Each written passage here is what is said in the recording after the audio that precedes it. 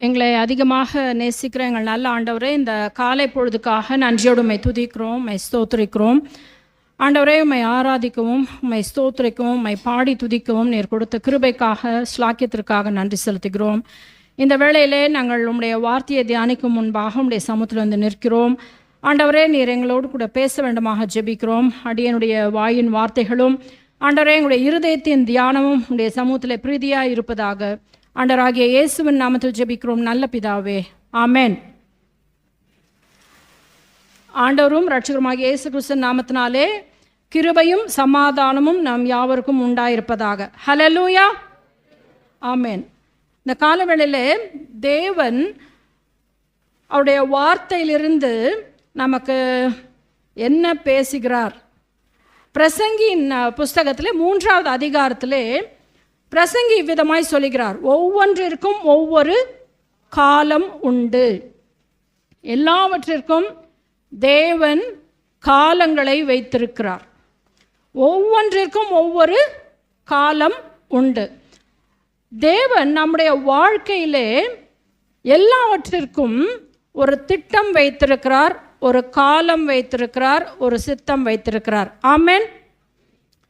God plans the events of our life. தேவன் நம்முடைய வாழ்க்கையிலே நடக்கிற எல்லா காரியங்களுக்கும் அவர் ஒரு நேரம், ஒரு காலம், ஒரு சித்தம், ஒரு திட்டம் வைத்திருக்கிறார். ஆமென். தேவனுடைய வார்த்தை எப்படியாய் சொல்லுகிறது? வானத்தின் கீழ் இருக்கிற ஒவ்வொரு காரியத்திற்கும் ஒவ்வொரு சமயம் உண்டு. ஹல்லேலூயா. எல்லாத்துக்குமே என்ன இருக்கா?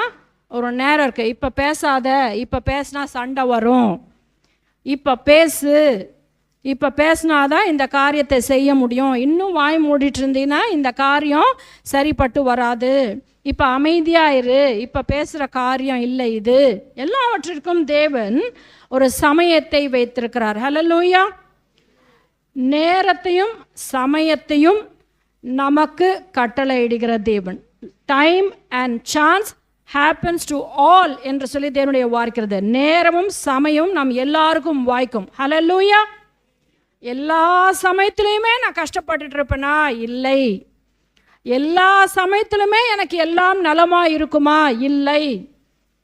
தேவன் எல்லாருக்கும் நேரத்தையும் காலங்களையும் சமயத்தையும் வைத்திருக்கிறார். ஹல்லேலூயா. இன்றைக்கு ஒரு வேளை கஷ்டப்பட்டு கொண்டு இருக்கலாம், ஆனால் தேவன் நம்மை உயர்த்துகிற நாட்கள் வரும். ஹல்லேலூயா. இன்றைக்கு நாம் வருத்தத்தோடு கூட இருக்கலாம், ஆனால் தேவன் நம்முடைய வருத்தத்தை சந்தோஷமாய் மாற்றுகிற நேரம் வரும். ஹல்லேலூயா. நீங்கள் துக்கமாக இருப்பீர்கள் என்று சொல்லி தேவனுடைய வார்த்தை சொல்லுகிறது, ஆனால் நீங்கள் துக்கப்பட்டு உங்கள் துக்கம் சந்தோஷமாய் மாறும். ஹல்லேலூயா. துக்கமான காலங்கள் சந்தோஷமான காலங்களாக மாறும். ஹல்லேலூயா. ஆகையினாலே தேவனுடைய வார்த்தை நமக்கு சொல்லுகிற காரியம், ஒவ்வொன்றிற்கும் ஒவ்வொரு காலம் உண்டு.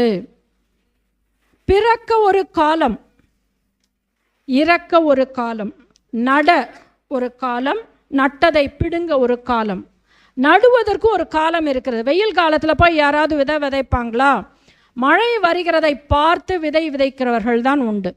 ஆடி பட்டம் தேடி விதை என்று சொல்லி நம்முடைய தமிழ் பண்பாட்டில் சொல்லியிருக்காங்க. அப்போ ஆடி மாதம் எப்போ வரும், மழை எப்போ வரும், அப்போ தான் விதைக்கணும். மிகவும் காற்று வீசுகிற நாட்களில் போய் விதைப்பாங்களா? நாகராஜ் பிரதர் விதைப்பீங்களா? விதையெல்லாம் என்ன ஆகும்? பறந்து போயிடும். அப்போ விதைக்க மாட்டார்கள். அப்போ எல்லாவற்றிற்கும் ஒரு காலம் உண்டுகிறது. நட ஒரு காலம் உண்டு, நட்டதை பிடுங்க ஒரு காலம் உண்டு. 3 மாதம் பயிர்னா 3 மாதம் கழித்து தான் அது பயிர் என்ன செய்யணும்? அறுக்கணும். ஒரே மாதத்தில் அறுக்கணும் என்று சொன்னால் அந்த பயிர் விளைந்திருக்காது. சில சமயத்தில் வேர்க்கடலை இல்லையா, அதை பிடுங்கும் பொழுது நான் பார்த்துருக்கேன். அந்த சில வேர்க்கடலை அவங்க சீக்கிரமாக பிடுங்கும் போது உள்ளே என்னதான் மேலே அதோடைய தோல் இருக்கும், ஆனால் உள்ளே என்ன இருக்காது? காயே இருக்காது, பிஞ்சாக இருக்கும், பருப்பே இருக்காது. ஆனால் அதற்கு காலம் இருக்கும் பொழுது அதை எப்பொழுது பிடுங்க வேண்டுமோ அந்த பிடுங்குற வேளையில் அந்த மேலே இருக்கிற தோலுக்குள்ளாக சரியான தேறின பருப்பாக இருக்கும். நிறைய வேளை நம்முடைய வாழ்க்கையில் நம்ம என்ன செய்கிறோம்? இப்படி தான். காலம் நிறைவேறின பொழுது தான் ஆண்டவராகிய இயேசு கிறிஸ்து கன்னி மரியாளிடத்தில் பிறந்தாராம். ஹல்லேலூயா. காலம் நிறைவேறின பொழுது. ஆனால் நாம் என்ன செய்கிறோம்? நிறைய வேளையில் ஆத்திரமும் அவசரமாய் சில காரியங்களை செய்ய முற்படுகிறோம்.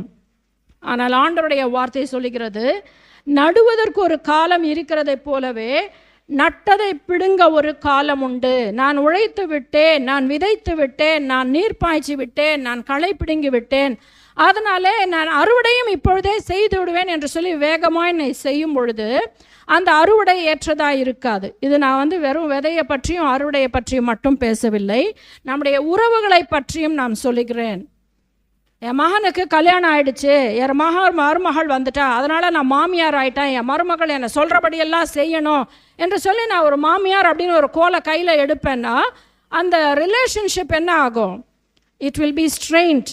அந்த உறவு மிகவும் கடினமாய் மாறிவிடும். எல்லாவற்றிற்கும் காலம் இருக்கிறது. உறவுகளும் சீராக நம்முடைய வாழ்க்கையில் செயல்படுவதற்கு காலம் எடுக்கும்.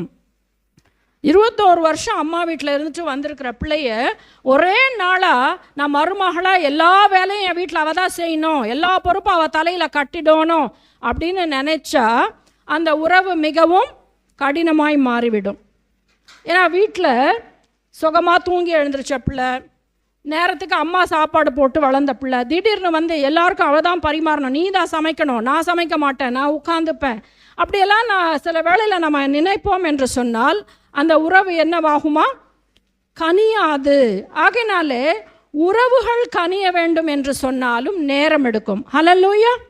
நிறைய வேளை நம்ம கண்ணீர் வடிக்கிறோம், ஐயோ என் மருமக என் வீட்டுக்கே வரமாட்டேங்கிறான், என் மருமக என் பொண்ணை அனுப்பவே மாட்டேங்கிறான். ஆனால் எல்லாவற்றிற்கும் ஒரு சமயமும் நேரமும் இருக்கிறது. ஹல்லேலூயா. அந்த நேரத்துக்கும் சமயத்துக்கும் தேவனுடைய பிள்ளைகள் நாம் காத்திருக்க வேண்டும். கொல்ல ஒரு காலம் உண்டு, குணமாக்க ஒரு காலம் உண்டு, இடிக்க ஒரு காலம் உண்டு, கட்ட ஒரு காலம் உண்டு.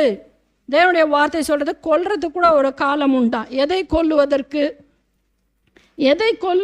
ஒரு காலம் உண்டு, குணமாக்க ஒரு காலம் உண்டு. நிறைய வேளையில் நம்முடைய இருதயத்தில் காயங்கள் இருக்குது. அந்த காயங்களெல்லாம் எப்படி குணமாகும்? நிறைய நேரம் it takes time.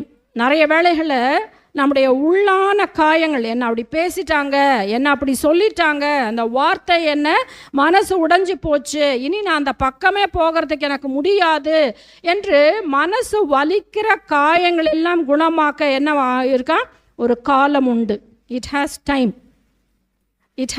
Time. Time heals everything என்று சொல்லுகிறார்கள். அதாவது காலம் எல்லாற்றையும் குணமாக்குமா. முறிந்து போன உறவுகள், விட்டு போன சொந்த பந்தங்கள், இவைகளெல்லாம் சீர்பட குணப்பட ஒரு காலம் உண்டு. ஹல்லேலூயா.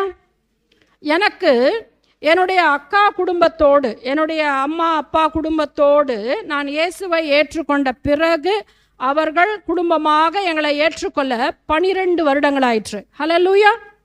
எத்தனை வருஷம்? 12 வருஷம். அதற்கு ஒரு காலம் ஆண்டவர் வைத்திருந்தார். அந்த 12 வருஷம் அது கடினமானது தான். அவங்க திருமணம்லாம் நடக்கும்போது எங்களை கூப்பிட மாட்டாங்க, ஏதாவது சாவு நடந்தால் எங்களுக்கு சொல்ல மாட்டாங்க. அதெல்லாம் மிகவும் கடினமான வலிகளான வேதனைகளான நேரங்கள் தான். ஆனால் 12 வருஷங்கள் அவைகளெல்லாம் மாற்றி போட்டது. ஹல்லேலூயா. Many things will heal with time. அநேக காரியங்கள் நேரம் காலங்களினாலே நம்முடைய காயங்கள் எல்லாம் என்னமாகும்? குணமாகும். அழ ஒரு காலம் உண்டு, நகைக்க ஒரு காலம் உண்டு, புலம்ப ஒரு காலம் உண்டு, நடனம் பண்ண ஒரு காலம் உண்டு. அழ ஒரு காலம் உண்டு. அழறது கூட ஒரு நேரம் இருக்கான், காலம் இருக்கான். எனக்கு தெரிஞ்ச ஒரு பிள்ளை, அவங்க அப்பா இறந்து ஏறத்தாழ 5 வருடங்கள் ஆயிடுச்சு. ஆனாலும் தினமும் எனக்கு அப்பா வேணும் அப்பா வேணும்னு அழுது கொண்டு இருக்கிறா. ஒரு 5 வயசு குழந்தை, 2 வயசு குழந்தையோ 3 வயசு குழந்தையோ இல்லை, ஒரு 25 வயது திருமணமாகி அவளுக்கே குழந்தை இருக்குது. அழுவதற்கு ஒரு காலம் இருக்குது. காலமெல்லாம் நீ அழுது கொண்டு இருக்கக்கூடாது. ஹல்லேலூயா. எங்கள் அப்பா இல்லை அப்படிங்கிறத எல்லாருக்கும் வருத்தம் இருக்கும் தான். ஆனால் அப்பா இல்லையே அம்மா இல்லையே அம்மா இல்லையே அப்பா இல்லையேன்னு அழுது கொண்டு இருப்பது தேவனுடைய சித்தம் இல்லை. ஹல்லேலூயா. அப்பாவும் அம்மாவும் தேவனுடைய பிள்ளைகளாக இருந்தால் அவர்கள் தேவனிடத்தில் இளைப்பாறி கொண்டு இருக்கிறார்கள். ஆமேன். அழுவதற்கு ஒரு காலம் இருக்குது. போனதையே நினச்சி அழுதுட்டு இருக்கிறது தேவனுடைய சித்தம் இல்லை. அழுவதற்கு ஒரு காலம் இருக்குது. கொஞ்ச நாள் தான் அழுவணும். அதையே நினச்சி நினச்சி நினச்சி நினச்சி அழுதுகிட்டே இருப்பது தேவனுடைய சித்தம் இல்லை. அது மட்டும் இல்லை, நகைக்க ஒரு காலம் உண்டு. சிரித்து கொண்டு சந்தோஷமாக இருப்பதற்கு ஒரு காலம் இருக்குது. சிரிச்சிட்டு இருக்கணும் தான். ஆனால் எப்போவுமே சிரிச்சிட்டு இருந்தா, எல்லாத்துக்குமே சிரிச்சிட்டு இருந்தா உலகம் நம்மை பார்த்து என்ன சொல்லும்? என்னன்னு சொல்லும்? பைத்தியம். அதுக்கும் இடம் காலம் எல்லாம் இருக்குது. சத்தமாக சிரிக்கிறது, 4 பேர் திரும்பி பார்க்குற அளவு சிரிப்பது, இவைகளெல்லாம் ஒழுங்கினோம். சிரிப்பதற்கு கூட என்ன இருக்குது? ஒரு மேனரிசம் இருக்கிறது. எப்போ சிரிக்கணும்? சிரிப்பிலேயே நிறைய சிரிப்பு இருக்குது இல்லையா? எகத்தாளமாக சிரிக்கிறது, சிலரை கேலி பண்ணி சிரிப்பது, சிலரை மனசு வலிக்க வைக்கிற மாதிரி சிரிப்பது, அவர்களை பார்த்து எக்காலமாக சிரிக்கிறது, இப்படி நிறைய விஷயங்கள் இருக்கிறது. நகைக்க ஒரு காலம் உண்டு. சந்தோஷமாய் சிரிப்பது, மற்றவர்களை பார்க்கும் பொழுது மகிழ்ச்சியாய் சிரிப்பது, எவ்வளோ விஷயம் இருக்குது பாருங்கள். நகைப்பு என்கிற ஒரு காரியத்தில் தேவன் சொல்லுகிற காரியம், நகைக்க ஒரு காலம் இருக்கிறது. எல்லா நாளும் நம்ம அழுதுகிட்டே இருக்க மாட்டோம். We will not be crying all the time of our life. There will be time of laughter. குழந்தையே இல்லாதிருந்த ஒரு தம்பதிக்கு குழந்தை பிறந்த பிறகு அந்த குழந்தைக்கு அவர்கள் பேர் வைத்தார்களாம் ஐசக் என்று சொல்லி. ஐசக் என்று சொன்னால் என்ன? ஐசக் என்று சொன்னால் என்ன? லாஃப்டர், நகைப்பு. பாருங்க, அழுது கொண்டிருந்த ஒரு குடும்பம். ஈசாக்கு யாருடைய மகன்? Abraham and Rebecca. சாராள். ஆப்ரஹாமுக்கும் சாராளுக்கும் பிள்ளையே இல்லை. வருத்தத்தின் நாட்கள், வருத்தத்தின் காலம், எதிர்பார்த்திருந்த காலம், கிடைக்குமா இல்லையா என்று சொல்லி ஏங்கிக் கொண்டிருக்கிற காலம். ஆனால் தேவன் அவர்களுக்கு நகைக்கிற ஒரு காலத்தை கட்டளையிட்டார். ஹல்லேலூயா. இப்போ நகைக்க ஒரு காலம் உண்டு. ஒரு 100 குழந்தை ஆபிரகாமுக்கு பிறந்திருக்குன்னு வைங்க, எப்படி இருக்கும் வீடு? என்ன இது, ஒரு குழந்தை கேட்ட ஆண்டவர் இவ்வளோ குழந்தை கொடுத்தா என்னால் சமாளிக்கவே முடியல, அப்படி தான் இருக்கும். ஆனால் தேவன் ஏற்ற காலத்தில் அந்த குடும்பத்துக்கு ஈசாக்கு என்று சொல்லி லாஃப்டர், நகைப்பு என்ற பேர் வைக்கிறாங்க. நான் இந்த வயசான காலத்தில் என்னுடைய வாயில் நகைப்பு வருமா? வந்துச்சே, ஈசாக்கு என்று வந்ததே என்று சொல்லி தாயும் தகப்பனும் ஈசாக்கு என்ற பெயர் வைத்தார்கள். நகைக்க ஒரு காலம் உண்டு. அதற்கு எவ்வளோ காலம் எடுத்தது? எவ்வளவு காலம் எடுத்தது? Almost 90 years. ஒரு குடும்பம் சந்தோஷப்படுவதற்கு எத்தனை காலம் எடுத்ததா? 90 வருஷங்கள். சாராளுடைய கர்ப்பம் செத்து போயிற்று. இனி என்னுடைய புருஷனுக்கு நான் சந்தோஷத்தை கொடுக்க முடியுமா என்று சொல்லி கேட்கிற அளவுக்கு கர்ப்பமே செத்து போயிருந்த அந்த குடும்பத்துக்கு தேவன் நகைப்பை கட்டளையிட்டார். ஹல்லேலூயா. தேவன் நம்முடைய வாழ்க்கையில எல்லாவற்றிற்கும் ஒரு காலத்தை வைத்திருக்கிறார். புலம்ப ஒரு காலம் உண்டு. புலம்பல், நம்ம நிறைய புலம்புறோம் தானே. எனக்கு அது இல்லை, அவள் இப்படி செய்கிறான், இவன் இப்படி செய்கிறான், என் பையன் சொன்ன பேச்சு கேட்க மாட்டேங்கிறான், என் வீட்டுக்கு நேரத்துக்கு வர மாட்டேங்கிறாரு, கொடுக்க மாட்டேங்கிறாரு, அதை பண்ண மாட்டேங்கிறாரு. அதுக்கு கூட ஒரு காலம் தானே, புட்ட ஃபுல் ஸ்டாப். அது கூட என்ன பண்ணுமா? ஒரு ஃபுல் ஸ்டாப் வைக்கணும். டெய்லி புலம்பிகிட்டே இருக்காது. புலம்புற அளவுக்கு தேவனிடத்தில் நீ துதிக்கிறாயா? நீ புலம்புற ஒவ்வொரு வார்த்தைக்கும் 2 முறை ஆண்டவரை துதி. உன்னுடைய புலம்பலின் சத்தம் குறையும். ஹல்லேலூயா. The more you lament, the more you should be praising God. நீ புலம்புகிறதை காட்டிலும் தேவனிடத்தில் துதிக்கிற உன்னுடைய துதியின் சத்தம் அதிகமாக இருக்க வேண்டும். ஹல்லேலூயா. எப்போ தெரியுமா புலம்பல் வரும்? நம்முடைய இல்லாமையையும் இயலாமையையும் நாம் பார்க்கும் பொழுது நாம் புலம்புகிறது அதிகமாகிறது. ஹல்லேலூயா. எல்லாரும் சொல்லலாமா? என்னுடைய இல்லாமையையும் இயலாமையையும் நான் பார்க்கும்போது நான் புலம்புகிறேன். ஆனால் என் இல்லாமையையும் இயலாமையையும் மாற்றக்கூடிய தேவனை நான் பார்க்கும் பொழுது என் புலம்பல் ஆனந்த களிப்பாய் மாறும். ஆமென். தேவன் நம்முடைய புலம்பலை ஆனந்த களிப்பாக மாற்றுகிறவர். ஹல்லேலூயா. அவர் சாம்பலுக்கு பதிலாக சிங்காரத்தை தருகிற தேவன். ஹல்லேலூயா. God who gives beauty for ashes. எவ்வளவு அன்பான, அழகான, ஆச்சரியமான, அன்பான தேவன். ஹல்லேலூயா. இந்த தேவனை பார்க்கும் பொழுது நம்முடைய புலம்பல் ஆனந்த களிப்பாக மாறும். அதனால தான் வசனம் சொல்லுது, புலம்ப ஒரு காலம் உண்டு, நடனம் பண்ண ஒரு காலம் உண்டு. ஹல்லேலூயா. தாவீது அவன் எல்லாவற்றையும் திருப்பி கொண்டு வரும் பொழுது அவன் ஆட்டம் ஆடிக்கொண்டே வந்தானா. அவன் ராஜா. அவன் என்ன செய்கிறான்னா, அவன் ஆடிக்கொண்டே வருகிறத அவனுடைய மனைவி ஒரு ஜன்னல்லேருந்து பார்க்குறாளா. நீ ஒரு ராஜா, இப்படி அரையும் குறையுமாய் உடுத்தி கொண்டு அநேக கன்னிமார்கள் இருக்காங்க, அவங்களுக்கு முன்பாக நீ ஆட்டம் ஆடிக்கொண்டு வருவது என்ன என்று சொல்லி கேட்கும் பொழுது அவர் இப்படியாக சொல்கிறாரா, நான் இதை விட இன்னும் கூட ஆடுவேன் ஆண்டவர் சமூகத்தில். I will be even more undignified to dance in the presence of the Lord. அது தமிழில் அந்த வசனம் எப்படி இருக்குன்னு எனக்கு சரியாக தெரில. அதாவது இதை காட்டிலும், அதாவது நீ பைத்தியமா, இப்படி ஆண்டவருக்கு முன்னாடி நீ இப்படி ஆடிட்டு வரேன்னா, நான் பெண்களுக்கு முன்பாக ஆடவில்லை, நான் தேவனுக்கு முன்பாக ஆடுகிறேன் என்று சொன்னார். ஹல்லேலூயா. அந்த வெற்றியின் கொண்டாட்டத்தை அவர் தேவனுக்கு முன்பாக ஆட்டம் ஆடி கொண்டாடினார். ஹல்லேலூயா. நடனம் ஆட ஒரு காலம் உண்டு. நம்முடைய வாழ்க்கையில் நாம் மகிழ்ச்சியாக இருப்பதற்கு ஒரு காலம் இருக்குது. எல்லா சமயத்துலையுமே எல்லாமே மகிழ்ச்சியாக நடக்குமா? நடக்காது. There are seasons and times in our life. மழைக்காலம், வேநீர்காலம், குளிர்காலம், பனிக்காலம், இவைகளெல்லாம் மாறி மாறி வருகிறது தான் வாழ்க்கையாக இருக்கிறது. மழையே பெய்து கொண்டிருந்தால், ஓயாத ஒழுக்க மழையே பெய்து கொண்டிருந்தால் நலமாக இருக்குமா? இல்லை வெயிலே கொளுத்தி கொண்டிருக்கு, நலமாக இருக்குமா? பயிர் பச்சைகள் எல்லாம் வாடி போகும். பனியே இல்லை, அப்பொழுதும் நல்லா இருக்காது.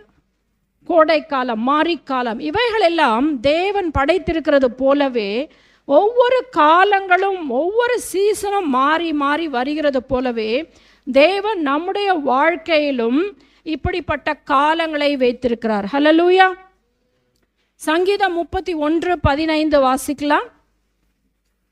சங்கீதம் 31:15.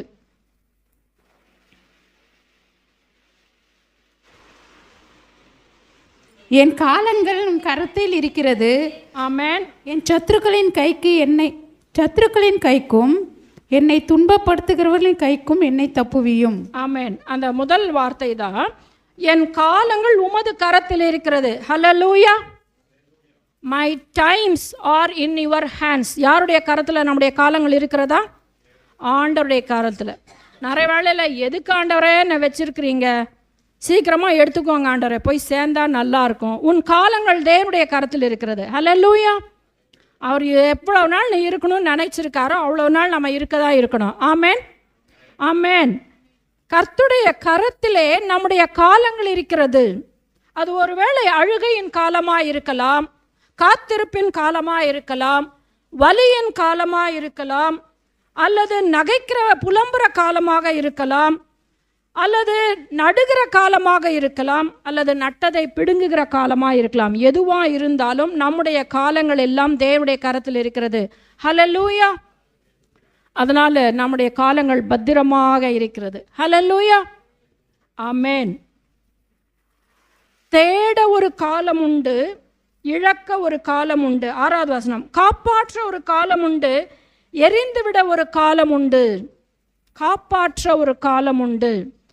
சில உறவுகள், சில வேலைகள், எல்லாவற்றையும் காப்பாற்ற ஒரு காலம் இருக்குது. உன்னால் பிடிச்சி வைக்கிற முடியும் வரைக்கும் தான் உன்னால் பிடிச்சி வைக்க முடியும். ஆனால் எரிந்து விட ஒரு காலம் உண்டு என்று சொல்லும் பொழுது, எல்லா சமயத்திலும் எல்லாத்தையும் என்னால் பார்த்துக்க முடியும் என்று என்னால் சொல்ல முடியாது. நாம் கரங்களை விடும்பொழுது கர்த்தர் அதை பிடித்து கொள்கிறார். ஹல்லேலூயா. நாம் எதையாகிலும் பிடித்து கொள்ள வேண்டும், நான் செய்து விடுவேன் என்று சொல்லி நாமே பிடித்து கொண்டிருக்கிற வரைக்கும் தேவன் நம்முடைய வாழ்க்கையிலே செயல்பட முடியாது. என்றைக்கு என்னால் முடியவில்லை ஆண்டவரே என்று சொல்லி என் கைகளை நான் எடுத்துவிட்டு அதை நான் விட்டு விடுகிறேனோ, எரிந்து விட என்று சொல்லும்பொழுது விட்டு விடுவது. என்னால் முடியல ஆண்டவரே நான் விட்டு விடுகிறேன் என்று சொல்லும் பொழுது அதை தேவன் காப்பாற்ற வல்லவராக இருக்கிறார். ஹல்லேலூயா. அதனுடைய குடும்பமாக இருக்கலாம், வருமானமாக இருக்கலாம், வேலையாக இருக்கலாம், சில உறவுகளாக இருக்கலாம், சில உறவு ஜனங்களாக இருக்கலாம், சில சொந்த பந்தங்களாக இருக்கலாம், உன்னோட வியாபாரமாக இருக்கலாம், அல்லது நீ எதையாவது ஒரு ப்ரமோஷனை எதிர்பார்த்து கொண்டிருக்கலாம். நான் அதை பிடித்து கொண்டிருக்கிற வரைக்கும் ஒன்றும் நடக்காது. நான் காப்பாற்ற வேண்டும் நானே போராடி கொண்டிருக்கிற வரைக்கும் அது ஒன்றும் நடக்காது. ஆனால் ஆண்டவரே, நான் கைகளை எடுத்து விடுகிறேன், நீர் பார்த்து கொள்ளும் என்று சொல்லி என்னுடைய காலங்களை அவருடைய கரத்திலே நான் ஒப்பு கொடுக்கும் பொழுது அதை அவர் காப்பாற்ற வல்லவராயிருக்கிறார். ஹல்லேலூயா, ஆமென். விதை விதைப்பதும் அதை காப்பாற்றுவதும் கடினமான ஒரு வேலைதான். விதைப்பதற்கு முன்பாக நிலத்தை உழுவ வேண்டும், பண்படுத்த வேண்டும், நீர் பாய்ச்ச வேண்டும், வேலி அடைக்க வேண்டும், உழுத பின்பு விதைக்க வேண்டும், விதை வளர்வதை கவனிக்க வேண்டும், பூச்சிக்கொல்லி மருந்தடிக்க வேண்டும். இவைகளெல்லாம் கடினமான காரியங்கள் தான். ஆனால் காத்திருந்து அந்த பலன் விளையும் பொழுது மிகுந்த மகிழ்ச்சி உண்டாயிருக்கிறது. ஹல்லேலூயா. கண்ணீரோடு விதைக்கிறவன் கம்பீரத்தோடு அறுப்பான். ஆமென். கண்ணீரின் காலங்கள் கம்பீரத்தோடு அறுக்கிற காலங்களை கொண்டு வரும். ஆமென். அது உன்னுடைய முழங்கால் கண்ணீரின் ஜெபமாய் இருக்கலாம். அது உன் பிள்ளைகளை குறித்த வருங்காலத்தை குறித்து கண்ணீரோடு நீ ஜெபித்து கொண்டிருக்கலாம். ஆனால் ஆனந்தமாக, சந்தோஷமாக, கம்பீரத்தோடு அறுக்கிற நாட்கள் வரும். ஆமென். ஆனால் அதற்கு முழங்கால்களும் கண்ணீரின் ஜெபமும் தேவையாயிருக்கிறது. ஹல்லேலூயா. உழைக்காமல் உணவு வராது. பயிர் விதைக்காமல் பயிர் விளைச்சல் வராது. அதை போலவே முழங்காலும் கண்ணீரும் ஜெபமும் தேவனுடைய சமூகமும் இல்லாமல் நம்முடைய வாழ்க்கையிலே நாம் மகிழ்ச்சியையும் பிள்ளைகளுடைய வாழ்க்கையிலே ஆசீர்வாதத்தையும் நாம் எதிர்பார்க்க முடியாது. ஆமென். ஆகையினாலே விதைக்கிறதும் விளையச் செய்கிறதும் கடினமான வேலைதான். ஆனால் அந்த அறுவடை எப்படி கம்பீரத்தையும் சந்தோஷத்தையும் திருப்தியையும் கொடுக்கிறதோ அதே போல உன்னுடைய முழங்கால் ஜெபமும், உன் கண்ணீரின் ஜெபமும், உன் விண்ணப்பத்தின் ஜெபமும், உன் உபவாசத்தின் ஜெபமும் அதிக பலனை கொண்டு வரும். ஆமென்.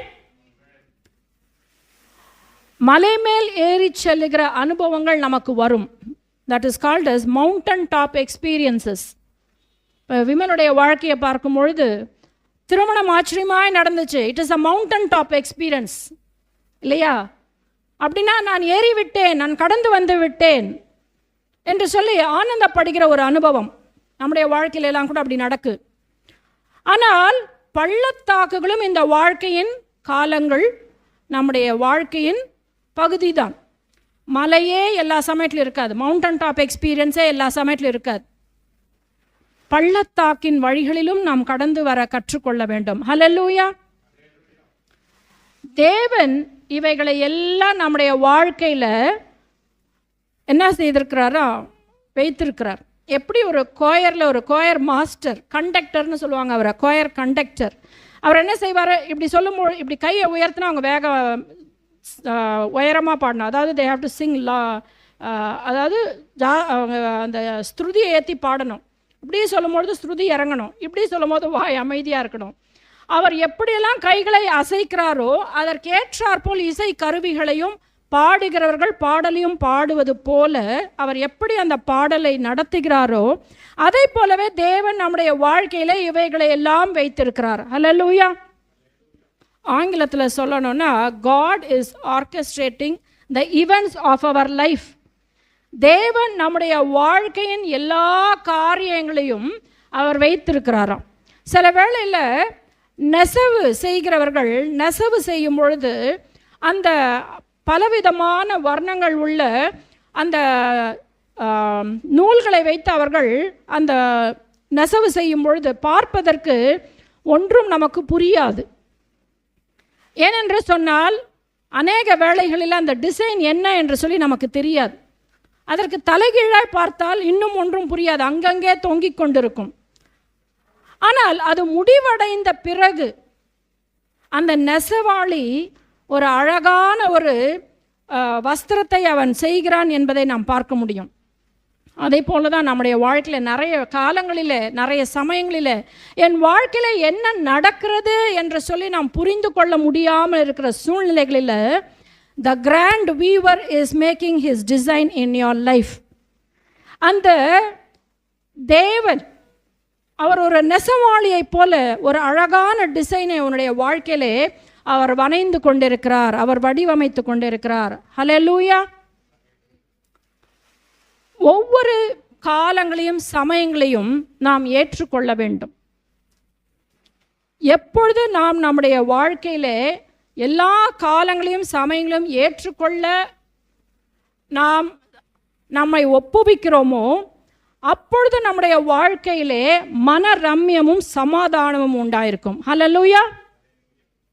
பவுல் சொல்லுகிறார், வாழ்ந்திருக்கவும் எனக்கு தெரியும், தாழ்ந்திருக்கவும் எனக்கு தெரியும், பசியாய் இருக்கவும் தெரியும், பட்டினியாய் இருக்கவும் தெரியும், நிர்வாணமாயும் இருந்திருக்கிறேன், இவைகளெல்லாம் நான் மனரம்யமாக இருக்க கற்றுக்கொண்டேன் என்று சொல்லி ஒரு பிரபல தேவனுடைய மனுஷன், எல்லா சூழ்நிலையும் கடந்து போன ஒரு தேவ மனுஷன் சொல்லுகிறார், வாழ்ந்திருக்கவும் எனக்கு தெரியும், தாழ்ந்திருக்கவும் எனக்கு தெரியும். ஹல்லேலூயா.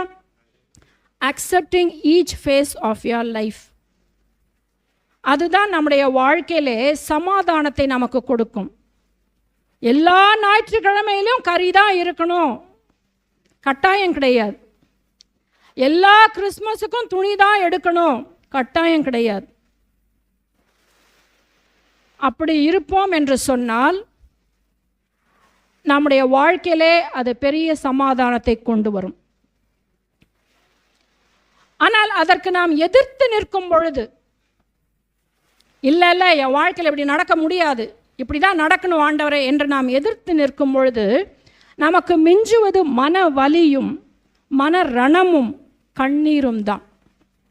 Tears and heartache. நிறைய வேளையில் தேவனுடைய காலங்களுக்கும் சமயங்களுக்கும் திட்டங்களுக்கும் சித்தத்திற்கும் நாம் எதிர்த்து நிற்கிறோம். தேவனுக்கு எதிர்த்து நிற்கும் பொழுது அது அதிக கண்ணீரையும் வலிகளையும் மன உளைச்சலையும் கொண்டு வருகிறது. தேவனுடைய நேரம் சரியாயிருக்கிறது. God's timing is perfect. அவர் சீக்கிரமாக எதையும் செய்ய மாட்டார், லேட்டாகவும் எதையும் செய்ய மாட்டார், ஆனால் குறித்த காலத்தில் செய்வார். ஹல்லேலூயா. தேவனுடைய வார்த்தை சொல்லிது, குறித்த காலத்துக்கு தரிசனம் வைக்கப்பட்டிருக்கிறதாம். ஹல்லேலூயா. தரிசனம் சீக்கிரமாக ஆண்டவர் தந்துடலாம்ல, செய்திடலாம்ல, லேட்டாக கூட ஆண்டவர் செய்யலாம்ல, ஏன்னா அவர் ஆண்டவர். ஆனால் குறித்த காலத்தில் தேவன் தரிசனத்தை நிறைவேற்றுகிறவராயிருக்கிறார். ஹல்லேலூயா. எல்லாவற்றிற்கும் குறித்த காலம் இருக்கிறது. ஆமென். ஒரு சிறுவன், ஒரு பட்டாம்பூச்சி அதோடைய கூட்டிலிருந்து வெளியே வருவதை பார்த்தான். It's called pupa. there's a butterfly in the pupa. இந்த கூடு இருக்குது, அதில் பியூப்பா, அதுக்குள்ளே பட்டர்ஃப்ளை இருக்குது.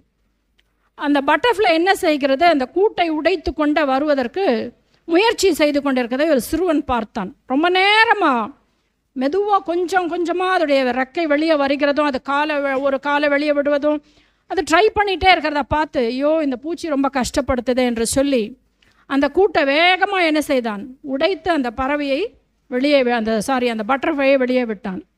விட்ட மாத்திரத்திலே சிறுவன் யோசித்தான், இது வேகமாக பறந்து செல்லும் என்று. ஆனால் அந்த பட்டர்ஃப்ளை அங்கே கீழே விழுந்து விட்டது. அதால் பறக்க முடியவில்லை. காரணம், பட்டர்ஃப்ளை அதற்குள்ளாக சிறகுகளை அடித்து அடித்து அடித்து உதைத்து உதைத்து உதைத்து கால்களை எழும்பி தானேக வெளியே வருவதற்கு நேரம் எடுக்கும். அந்த நேரம்தான் அந்த இறக்கைக்கும் அந்த கால்களுக்கும் வலுவை கொடுக்கும். ஹல்லேலூயா. ஆகையினாலே time and struggle gives strength to you. நமக்கு வருகிற போராட்டங்களும் காலம் கடந்து இன்னும் நடக்கவில்லையே நான் நினைக்கிற காரியங்கள் தான் தேவன் நம்மை உருவாக்குகிற சுத்தியலாக இருக்கிறது. Hallelujah. If God wants to make you, it takes time. ஒரே நாளில் எல்லாத்தையும் செய்து முடிக்கலாம் நம்ம வாழ்க்கையில். ஆனால் நாம் வளர மாட்டோம், அந்த பட்டர்ஃப்ளை போல பறக்க மாட்டோம். தேவன் வைத்திருக்கிற நேரங்கள் அவைகள் நம்மை உருவாக்கி கொண்டிருக்கிறது. Hallelujah. Waiting time is not wasting time. காத்திருக்கிற நேரங்கள் வீணான நேரங்கள் இல்லை. எதுக்கு காத்திருக்கிறது? கர்த்தருக்காக காத்திருக்கிறது. பஸ் வரும்னு காத்திருக்கிறது, ரேஷன் கடையில் காத்திருக்கிறது, அதெல்லாம் பற்றி நான் சொல்லலை. தேவனுடைய வேலைக்காக, தேவனுடைய காலங்களுக்காக, தேவனுடைய சித்தத்துக்காக, தேவனுடைய திட்டத்துக்காக காத்திருக்கிறது நம்மை உருவாக்குகிறது. ஹல்லேலூயா, ஆமென். தேவனுடைய வார்த்தை சொல்லுகிறது, பிரசங்கி 3:11, அவர் சகலத்தையும் அதினதின் காலத்திலே நேர்த்தியாக செய்திருக்கிறார். எப்போவா? அதினதின் காலத்தில். அந்த பட்டர்ஃப்ளையை போய் அவன் விடுவித்த மாதிரி நாம் எதையாவது போய் நாமே எல்லாத்தையும் செஞ்சு முடிச்சிடலாம், வானத்தை விளைச்சிடலாம் அப்படின்னு சொல்லி நம்ம பண்ணும் பொழுது அது நேர்த்தியாக இருக்காது. Don't go and fall in the trap. வேகமாய் செய்துவிட வேண்டும் என்று சொல்லி பிசாசாவனன் வைத்திருக்கிற வலையில் போய் நாம் விழுந்து விடக்கூடாது. தேவன் செய்கிற காரியங்கள் நேரம் எடுக்கும். 6வது நாளில் தான் ஆண்டவர் மனுஷனை படைச்சார். ஃபர்ஸ்ட் டேவே படைச்சிருக்கலாம்ல. He took time. தேவன் நேரம் எடுத்து நம்மை உருவாக்கி இருக்கிறார். தேவன் நேரம் எடுத்து அண்ட சராஷ்டிரங்களை சிருஷ்டித்திருக்கிறார். அதே போல் நம்முடைய வாழ்க்கையிலும் அதினதின் காலத்திலே அவர் நேர்த்தியாக செய்கிறவராயிருக்கிறார். நீயே ஓடி போய் எதற்குள்ளாவது ஒரு குழிக்குள்ளே விழுந்து விடாதே. God's timing is perfect. Wait for the Lord's time. என் ஆத்துமாவே கர்த்தருக்கு காத்திரு, அவரே காரியத்தை வாய்க்க பண்ணுவார். ஹல்லேலூயா. இன்னும் எவ்வளோ நாள் தான் நான் காத்து? நான் போய் கேட்டுடுமா பாஸ்டர்? போய் கேளு, எல்லாம் உடஞ்சி போகும். இன்னும் எவ்வளோ நாள் தான் பாஸ்டர் இப்படியே இருக்கிறது? நான் எதனா பண்ணி ஆகணும் பாஸ்டர். பண்ணு, அதுக்கப்புறமா கை சுட்டுக்கிட்டு வந்து நிற்ப. ஆனால் கர்த்தருக்கு காத்திருக்கிறவர்களோ புது பலன் அடைந்து, ஹல்லேலூயா, அவர்கள் கழுகுகளை போல செட்டை அடித்து உயரமாய் எழும்புவார்கள். ஆமென். கர்த்தருக்கு காத்திருக்கும் பொழுது கர்த்தர் நமக்கு புது பலனை தருகிறவராயிருக்கிறார். கர்த்தருக்கு காத்திருக்க வேண்டும், அவர் நேரத்துக்கு காத்திருக்க வேண்டும். ஒரு பஸ் பிடிக்க கூட நம்ம என்னதான் செய்கிறோம்? 4 மணிக்கு தான் ஒரே ஒரு பஸ் இருக்குது, இங்கேருந்து வேலூர் போகிறதுக்குன்னா நம்ம என்ன செய்வோம்? 4:05 போய் நிற்போமா? 1/2 மணி நேரத்துக்கு முன்னாடியே போய் நிற்போம். ஒருவேளை முன்னாடி பஸ் வந்துருச்சுன்னா என்ன பண்ண? இப்போ ஒரு பஸ்ஸு பிடிக்கிறதுக்கு கூட நம்ம நேரம் என்ன பண்ணுறோம்? முன்னாடி போகிறோம். இப்போ ராணிப்பேட்டை பஸ்ஸு 7:20க்கு அங்கே வருது ரவுண்டானாக்கு. ரேபா என்ன செய்வானா 7:15 7:10 போய் நின்றுவான். அந்த பஸ்ஸை மிஸ் பண்ணிட்டா ரொம்ப கஷ்டம். அப்போ சின்ன சின்ன விஷயங்களுக்கு கூட நம்ம ஆயத்தத்தோடு காத்திருக்கிறோம். ஆனால் தேவனுடைய நேரத்துக்கு காத்திருக்கவோ நமக்கு பொறுமை இல்லை. தேவனுடைய நேரம் அழகானது. ஹல்லேலூயா. தேவனுடைய நேரம் ஆச்சரியமானது. நீ நினையாத நாளையிலே அது நடக்கும். ஆண்டவருடைய வார்த்தை அப்படிதான் சொல்லுது, நாம் நினையாத நேரத்தில். ஆண்டவருடைய வசனம் சொல்லுது, நாம் நினையாத நேரத்தில் அவர் சீக்கிரமாய் வருவாராம். நாம் நினைக்காத நேரத்தில் ஆண்டவராகிய இயேசு கிறிஸ்து என்ன செய்வாராம்? 2ஆம் வருகை இருக்கும். God's timing. அவர் எப்போ வருவார்னு தெரியாது, ஆனால் வருவார்.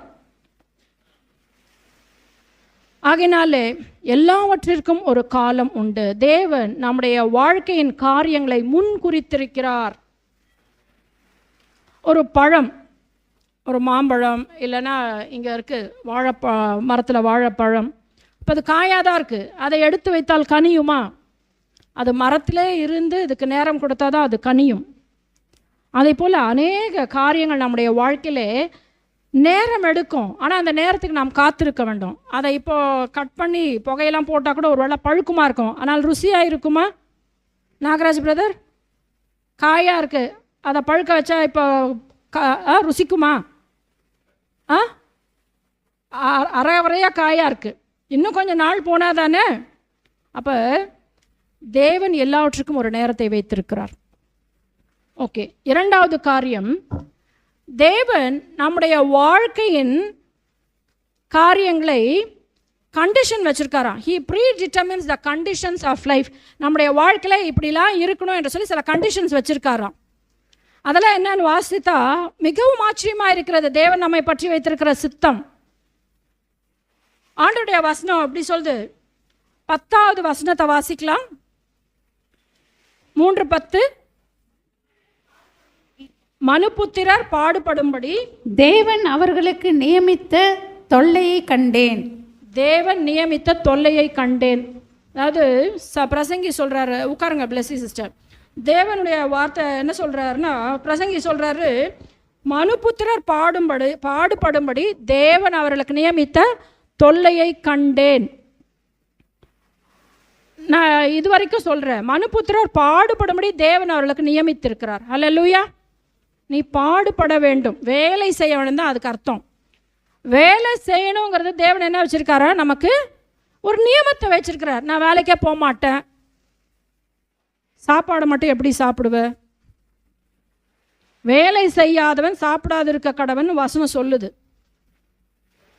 ஆகையினாலே வேலைக்கு போக வேண்டுங்கிறத தேவன் பாடுபட வேண்டும் அப்படிங்கிற ஒரு நியமத்தை தேவன் வைத்திருக்கிறார். So you have to work. வேலையே செய்யாமல் இருப்பது என்பது தேவன் நமக்கு கட்டளையிடவில்லை. ஆதாம் ஏவாளுக்கும் தேவன் சொன்ன காரியம் என்ன தெரியுமா, அவர்களே இந்த தோட்டத்தில் வைத்து அந்த தோட்டத்தை பண்படுத்தவும் பாதுகாக்கவும் வைத்தார். அவங்கள ஜாலியாக அப்படியே சுற்றிட்டு வாங்க பார்க்கலன்னு விடலை, பண்படுத்த வேண்டும், பாதுகாக்க வேண்டும். அப்போ ஆண்டவர் நமக்கு நியமித்திருக்கிறது வேலை செய்ய வேண்டும் என்பது. எவ்வளோ நாள் தான் நாளே வேலை செஞ்சுருக்குது, போ வேண்டாம், உன் குடும்பத்தை யார் கட்டி காப்பாற்றுவார். அப்புறம் ஆண்டவர்கிட்ட புலம்புறது, ஆண்டவரே எனக்கு சாப்பாடே இல்லை, ஆண்டவரே நீ தான் வேலை செய்யலையே, எப்படி சாப்பாடு வரும், நீ தான் கஷ்டப்பட இஷ்டமாக இல்லையே, அப்புறம் எப்படி உன் தட்டில் சாப்பாடு வரும். ஆகினாலே தேவன் வேலையை கொடுத்துருக்கிறார். நிறைய பேருக்கு வேலை இல்லை. சிஎம்சியில் இன்ஜினியரிங் முடித்து விட்டு வேலையே கிடைக்கவில்லை என்று சொல்லி 5000க்கு வேலை செய்கிற பிள்ளைகள் எனக்கு தெரியும். ஒரு நாளைக்கு 500 ரூபா தான் சம்பளம், ஒரு மாதத்துக்கு 15000. ஸ்கூலில் லேப் அசிஸ்டண்ட்டாக இருந்தவர்கள் அந்த ஒரு நாள் 500 ரூபாய் வேலைக்கு சிஎம்சியில் வேலை செஞ்சுட்ருக்காங்க. ஏன்னா அந்த வேலை போயிடுச்சு. இந்த ஸ்விக்கி ஜொமாட்டோ என்றெல்லாம் போகிறாங்க இல்லையா, அநேகர் படித்தவர்கள், வேலை கிடைக்கவில்லை, ஆனால் குடும்பத்திற்கு அம்மா அப்பாவுக்கு சம்பளத்தை எப்படியாவது அனுப்ப வேண்டும். அதனால் என்ன செய்கிறாங்கன்னா, அதையாவது செய்யலாம். அம்மா அப்பா பார்த்தா அழுவாங்க, என் பிள்ளை ஸ்விக்கி வேலையாக செய்து.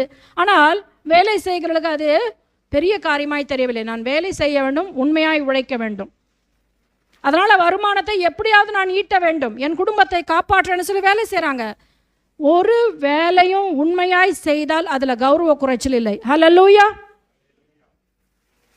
வருமானத்தை நாம் சரியான வழியில ஈட்டினால் அதனால் ஒரு கௌரவமும் குறைந்து போவதில்லை. ஹல்லேலூயா. சம்பங்கி பிரதர் அந்த வண்டியை ஓட்டி தான் குடும்பத்தை இதுவரைக்கும் காப்பாற்றி வந்திருக்கிறார். ஹல்லேலூயா. சில வேளைகளில் பிள்ளைங்க என்ன செய்கிறாங்க, அம்மா அப்பா என்னுடைய ஸ்கூலுக்கு வந்துடாத, நீ இந்த வேலை செய்கிறேன்னு எங்கள் பிள்ளை என்னுடைய ஃப்ரெண்ட்ஸ்க்கெலாம் தெரிஞ்சிடக்கூடாது. ஒரு போலீஸ் ஆஃபீஸராக பதவியேற்றவர் தன் தாய் தகப்பனை முன்பாக அழைத்து எல்லாருக்கும் முன்பாக, இவங்களால தான் நான் போலீஸ் ஆஃபீஸராக ஆயிருக்கேன் என்று சொல்லி அவருடைய தொப்பியை எடுத்து அம்மாவுக்கும் அப்பாவுக்கும் போட்டு சந்தோஷப்பட்டாரா எல்லாருக்கும் முன்பாக. ஹல்லேலூயா. ஆனால் கடினமாய் வேலை செய்து சரியான வழியிலே வேலை செய்யும்படியாக தேவன் நமக்கு வைத்திருக்கிறார். பிரசங்கி சொல்கிறாரு அது ஒரு தொல்லை என்று சொல்லி. உண்மைதான். காலையில் ஏஞ்சி ஓடணும், சாயங்காலம் வரணும், வேலை முடியலை, மனைவி ஒரு பக்கம் ஓடுவது, கணவன் ஒரு பக்கம் ஓடுவது, 2 பேரும் ஒன்றா வீட்டில் உட்காந்து சாப்பிடக்கூட நேரம் இல்லை, நீ இந்த வேலையை பார், நான் அந்த வேலையை பார், வேலையே தான் பார்க்குறது. அது ஒரு தொல்லை தான். ஆனால் தேவன் நம்மை பாடுபடும்படிக்கு வேலை செய்யும்படிக்கு நமக்கு ஒரு நியமனத்தை வைத்திருக்கிறார். ஹல்லேலூயா. தேவனுடைய நியமனத்தை மாற்றும் பொழுது அல்லது செய்யாதிருக்கும் பொழுது வேலை ஒரு தொல்லையாக இருக்கும். ஹல்லேலூயா. கவனிக்கிறீங்களா? வேலை செய்ய எனக்கு இஷ்டமே இல்லை அப்படின்னு நம்ம சொல்கிறோம் இல்லையா, அப்போ வேலை எப்படி இருக்குமா, ஒரு தொல்லையாக இருக்கும். ஆனால் இது தேவன் கொடுத்த வேலை என்று சொல்லி அந்த வேலையை செய்யும் பொழுது அது தேவனுடைய நியமனம் என்று நான் நினைக்கும் பொழுது அந்த வேலை எனக்கு ஆசீர்வாதமாக இருக்கும். ஹல்லேலூயா. ஆமென். நிறைய காரியங்களை நம்ம புதுசாக கேட்குறோம் இன்றைக்கு. நிறைய முகத்தில் கேள்விக்குறிகள் இருக்குது. ஓ, வேலை இப்படிலாம் கூட பார்க்கணுமா? ஆமாம், வேலையை கர்த்தர் கொடுத்தது என்று பார்க்க வேண்டும். ஆமென்.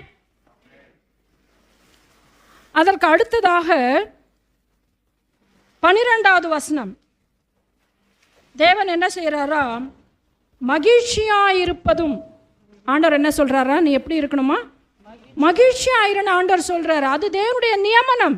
நீ மகிழ்ச்சியாயிருப்பது, உயிரோடு இருக்கையில் நன்மை செய்வது. நம்ம எல்லாம் உயிரோடு இருக்கோமா?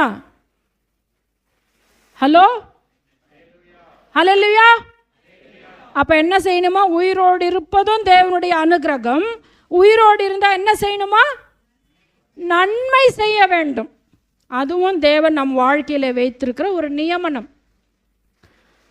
மகிழ்ச்சியாக இருப்பதும் உயிரோடு இருக்கையில் நன்மை செய்வதுமே அல்லாமல் செத்த பிறகு நன்மை செய்ய முடியுமா? நன்மை செய்ய முடியாது. அதனால் உயிரோடு இருக்கும்போது நன்மை செய்ய வேண்டும். வேறொரு நன்மையும் மனுஷனுக்கு இல்லை என்று அறிந்தேன். பாருங்கள், மகிழ்ச்சியாக இருக்க வேண்டும், உயிரோடு இருக்கையில் நன்மை செய்ய வேண்டும். இதுதான் நன்மை என்று சொல்லி தேவன் சொல்லுகிறார். ஹல்லேலூயா, ஆமென்.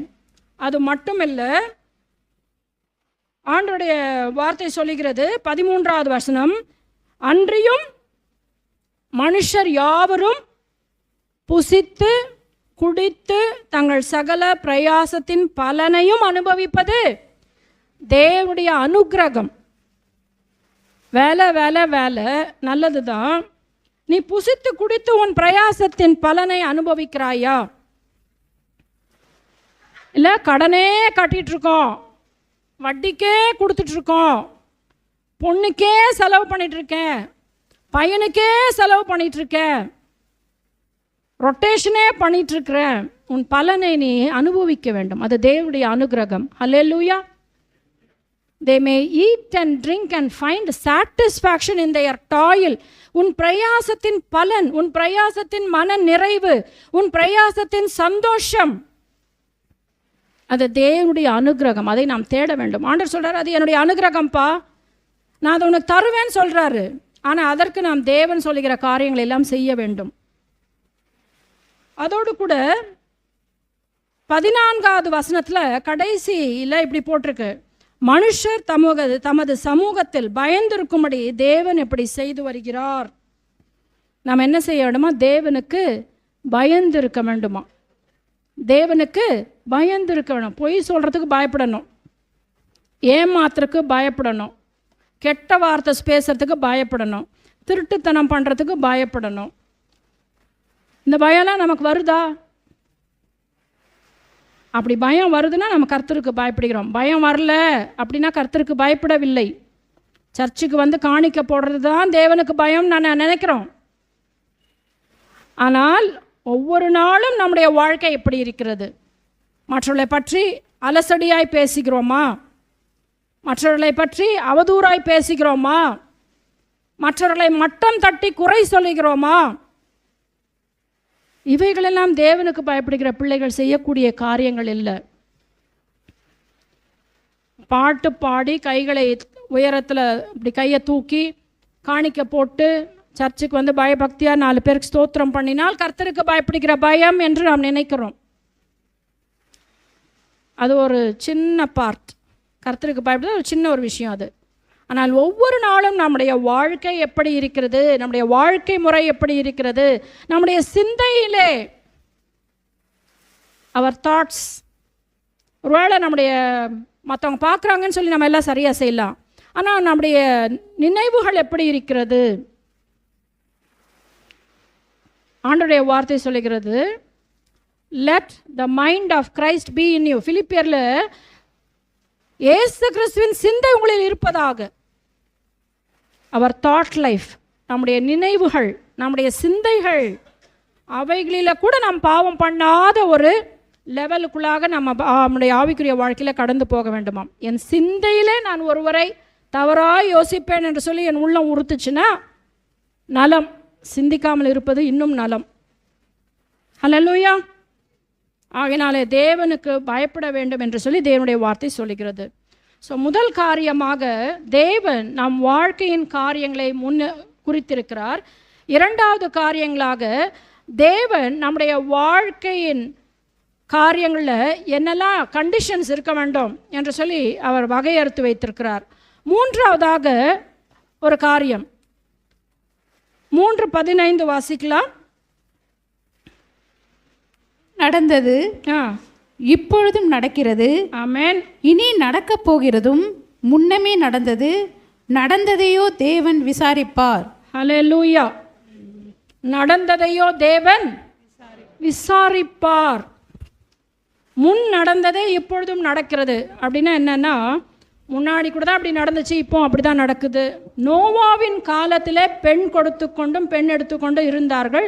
சடுதியாக தேவனுடைய நியாய தீர்ப்பு வந்தது. ஹல்லேலூயா, ஹல்லேலூயா.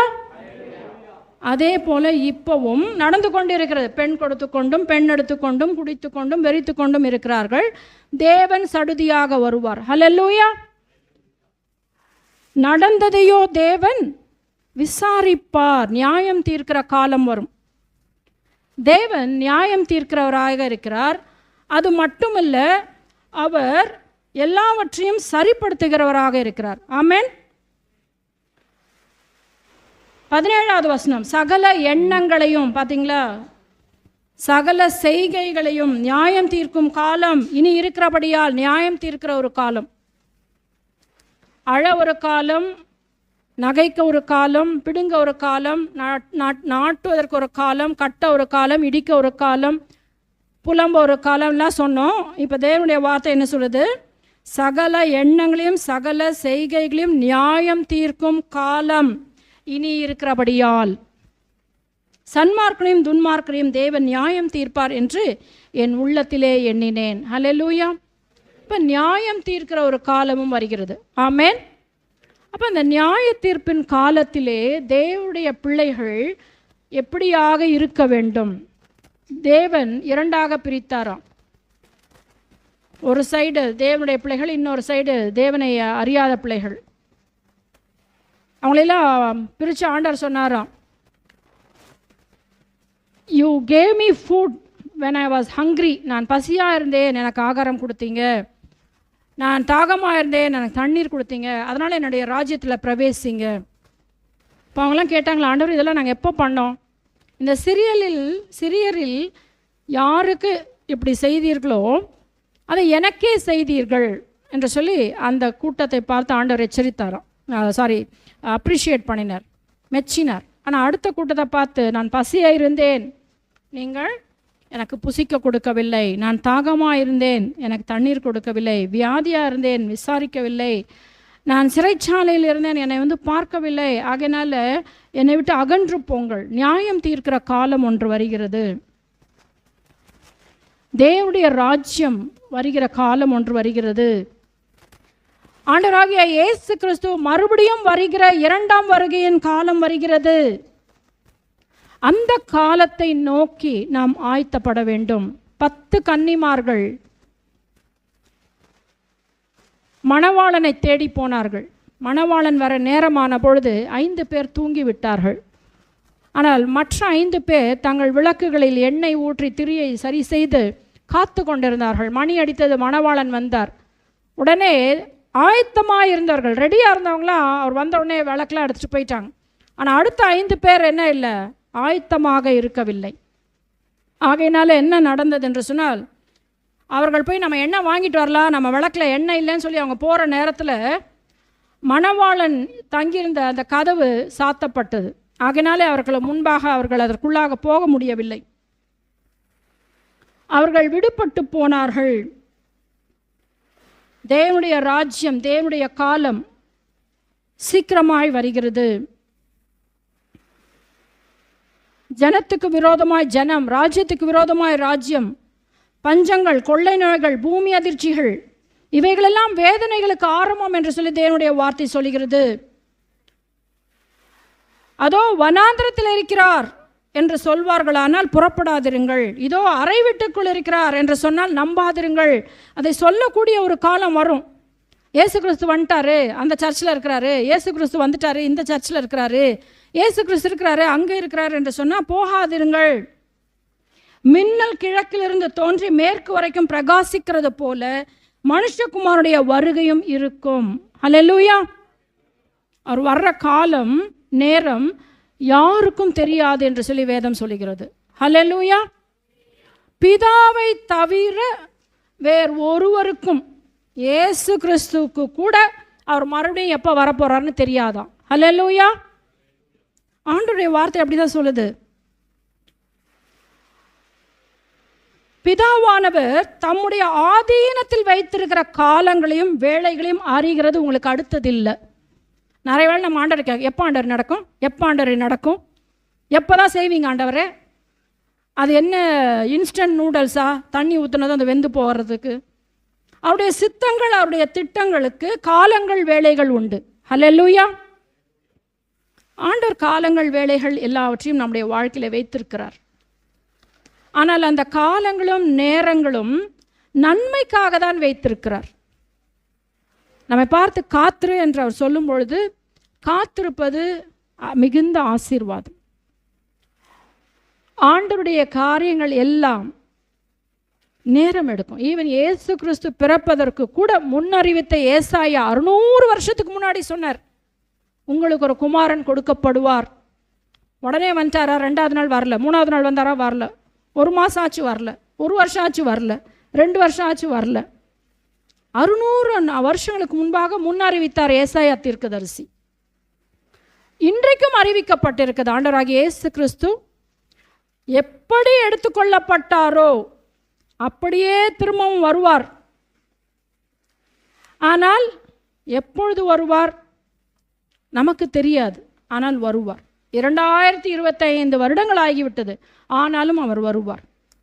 அவருடைய காலங்களும் நேரங்களும் பிதாவானவருடைய ஆதீனத்தில் வைத்திருக்கிறார். நம்முடைய வாழ்க்கையில் நாம் கடந்து போகிற காலங்கள் ஒருவேளை கண்ணீரின் காலங்களாக இருக்கலாம், துக்கத்தின் காலங்களாக இருக்கலாம், வறுமையின் காலங்களாக இருக்கலாம், அவமானத்தின் காலங்களாக இருக்கலாம்.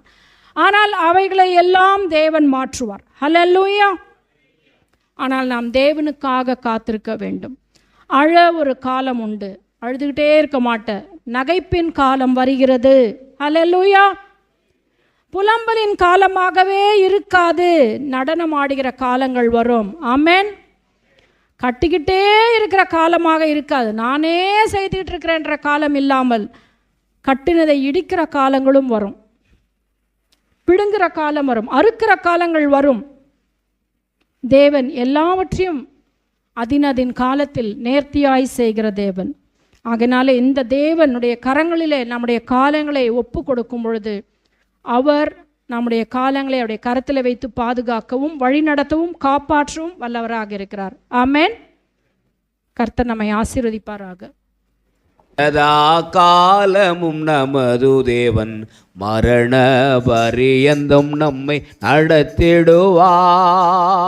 இந்த தேவன் என்றென்றும் உள்ள சதா காலமும் நமது தேவன் மரண பரியந்தம் நம்மை நடத்திடுவா. நாதி தேவனுன் அடைக்கலமே, அவர் நித்திய புயங்களும் ஆதாரமே. நாதி தேவனுன் அடைக்கலமே, அவர் நித்திய புயங்களும் ஆதாரமே. இந்த தேவன் என்றென்றும் உள்ள சதா காலமும் நமது தேவன் மரண பரியந்தம் நம்மை நடத்திடுவா. இந்த தேவன் என்றென்றும் உள்ள சதா காலமும் நமது தேவன் மரண பரியந்தம் நம்மை நடத்திடுவா. நாட்கள் பொல்லாதவளானபடினாலே காலத்தை பிரயோஜனப்படுத்திக் கொள்ளுங்கள். எபேசியரின் புஸ்தகம் 5ஆம் அதிகாரம் 16ஆம் வசனம் சொல்கின்றது, நாட்கள் பொல்லாதவைகள். இந்த நாட்கள் நமக்கு இருக்கிற இந்த நாட்கள் காலங்கள் பொல்லாதவளாக இருக்கின்றது. ஆனபடினாலே விசுவாச மக்களே, ஆண்டவர் நமக்கு கொடுத்திருக்கிற காலத்தை நாம் பிரயோஜனப்படுத்தி கொள்ள ஆண்டவர் நமக்கு உதவி செய்வராக. நம்முடைய வாழ்நாட்கள் 70 வருஷம். பலத்தின் மிகுதினால் 80 வருஷம். எத்தனை பேர் 80 வருஷம் நம்ம சர்ச்சில் இருக்கிறீங்க? இருப்புமான்ற நம்பிக்கை நமக்கு கை தூக்குறாங்கப்பா, பாருப்பா. பிரைஸ் தி லார்ட், அல்லேலூயா. ஆண்டவர் வாழ்வளிக்கின்றவர், வாழ்வு தருகின்றவர். அவர் தனது வாழ்வையே நமக்காக கொடுத்தவர், நாம் வாழ்வதற்காக. அதனால்தான் கர்த்தருடைய வார்த்தை அருமையான யோவான் அப்போஸ்தலன் எழுதுகின்றான், உன் ஆத்துமா வாழ்கிறது போல நீ வாழ்ந்து சுகமாயிரு. நல்லா சந்தோஷ முகத்தோட பக்கத்தில் சொல்ல, நீ வாழ்ந்து சுகமாரு, நல்லா இருங்க. அல்லேலூயா. இந்த காலம் பிறக்குது, நல்ல காலம் பிறக்குது இல்லைங்க, நல்ல காலம் பிறந்திருக்கிறது. இப்போ கிறிஸ்மஸ் சீசன் வருது. நாம் நம்முடைய காலத்தை பிரயோஜனப்படுத்திக் கொள்வோம். ஏழையர், எளியவர், அனாதைகள், திக்கற்றவர்கள், ஊனமுற்றவர்கள், யாருக்கெல்லாம் இயலாத நிலையிலே கஷ்டப்படுறார்களோ நம்மால் இயன்ற உதவி நன்மையை செய்து ஆண்டவருடைய நாமத்தை மையப்படுத்துவோம். கையை தூக்கி சொல்லுங்க, அல்லேலூயா. ஆண்டவர் நமக்கு உதவி செய்வாராக.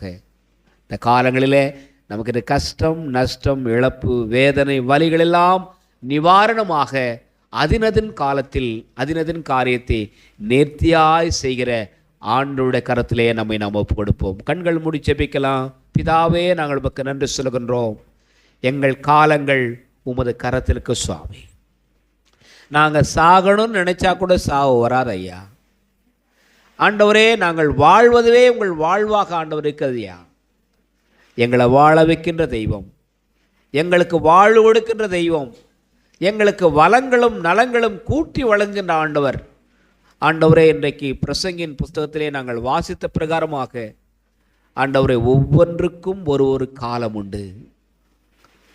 ஆண்டவரே, இந்த காலங்களை நாங்கள் எங்கள் வாழ்க்கையிலே நாங்கள் பின்பற்ற, பயன்படுத்தி கொள்ள, பிரயோஜனமாக்கி கொள்ள, கணவனுக்கு புருஷன், மனைவிக்கு புருஷன், ஆண்டவரே கணவனுக்கு மனைவிய நிலைப்பாட்டில், பெற்றோருக்கு பிள்ளைகள், பிள்ளைகளுக்கு பெற்றோர்கள் நிலைப்பாட்டில் நாங்கள் ஒருவருக்கு ஒருவர் ஆதரவாக இருக்க, உதவியாக இருக்க, ஒத்தாசையாக இருக்க ஆண்டவர் ஒவ்வொருவருக்கும் நீர் அனுக்கிரகம் செய்வராக. நாங்கள் மகிழ்ச்சியாக இருப்பதும் உயிரோடு இருந்து நன்மை செய்வதுமே இல்லாமல் வேறொன்றையும் எங்களிடத்தில் எதிர்பார்ப்பில்லை சுவாமி. அந்த மகிழ்ச்சியின் ஆசீர்வாதம் வந்த ஒவ்வொருவருக்கும் உண்டாயிருக்கட்டும். இயேசு கிறிஸ்துவின் நாமத்தில் வேண்டுகிறோம் நல்ல பிதாவே, ஆமேன். என் ஆத்துமாவே கர்த்தரை ஸ்தோத்திரி, முழு உள்ளமே பரிசுத்த நாமத்தை ஸ்தோத்திரி. என் ஆத்துமாவே கர்த்தரை ஸ்தோத்திரி, கர்த்தர் செய்த சகல உபகாரங்களை மறவாதே, ஆமேன். நம்முடைய ஆண்டவராகிய இயேசு கிறிஸ்துவின் கிருபையும் பிதாவாகிய தேவனுடைய அன்பும் தூய ஆவியருடைய அருளும் ஆசீர்வாதம் பாதுகாப்பும் நாம் அனைவரோடும், நம்முடைய பிள்ளைகள், உறவுகள், உடன்பிறப்புகள் யாவரோடும் இன்றும் என்றும் சதா காலத்தில் நிலைத்திருப்பதாக, ஆமேன். இந்த தேவன் என்றென்றும் உள்ள சதா காலமும் நமது தேவன், மரண பரியந்தம் நம்மை நடத்திடுவார். இந்த தேவன் என்றென்றும் உள்ள சதா காலமும் நமது தேவன், மரண பரியந்தம் நம்மை நடத்துவார்.